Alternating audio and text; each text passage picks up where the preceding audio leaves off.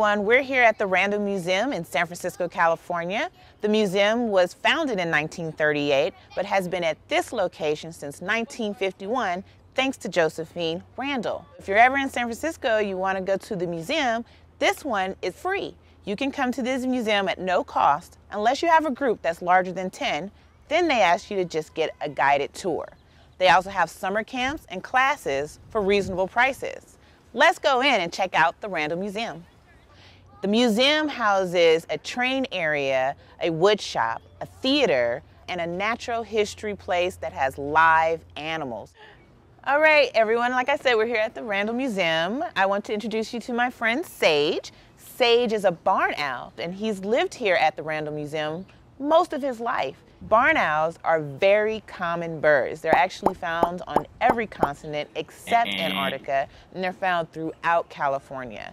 Barn owls are silent hunters, so you won't hear them, but you might see a white flash if you're driving at night. When barn owls eat small mammals like mice and voles, they actually eat the whole thing. Then they vomit out pellets.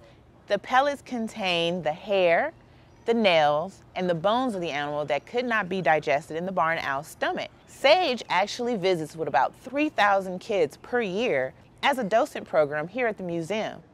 Here we have a Swanson Hawk. His name is Grasshopper. He's 3 years old and he's been here about 2 years. He was actually rescued in Utah when he was about 1 year old and he had a broken wing. And the Swanson Hawk is one of the longest, densest migrating raptors in the world. The Swanson Hawk will actually be born and raised here in California, then fly all the way south as far as Argentina to be there in the springtime. In Argentina, their primary food is the grasshopper, which is how Grasshopper here got his name. There in Argentina, though, grasshoppers are known as pests. And because of this, they've used different pesticides to kill those pests off. Unfortunately, though, for the Swanson Hawk, they actually eat those grasshoppers and get sick from those pesticides. We have known for thousands of birds to actually perish because of this pesticide, but they're on the rebound now.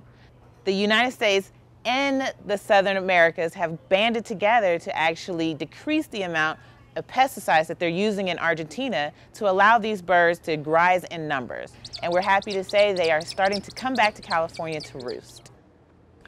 Right here I have Rosy, the Rosy Boa. Rosy Boas are native to California, but really more Southern California, around San Diego and LA, in the underdeveloped areas. Rosy here is already full grown. She's actually 10 years old, and her favorite meal are baby mice. Not even their parents. They actually like to eat small baby mice. And you can probably tell by her small head that she really can't eat much more than that. What you should know about these Rosy Boas is that they actually prefer to be underground. So you're not going to really see them very often unless you're looking for them.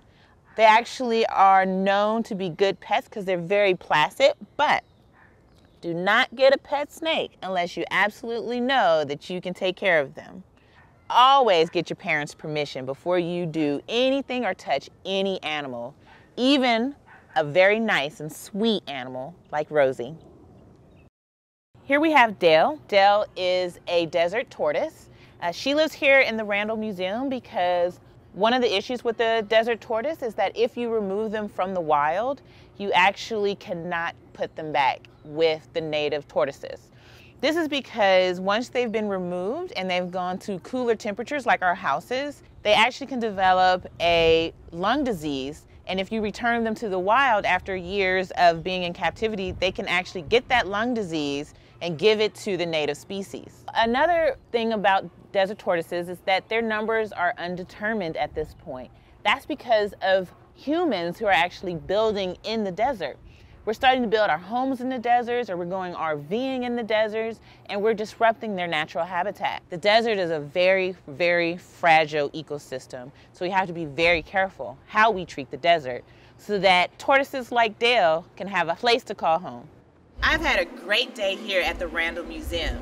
So if you're ever in San Francisco and you want to go somewhere that's free, you can always come here to the Randall Museum. Make sure you see their website, randallmuseum.org.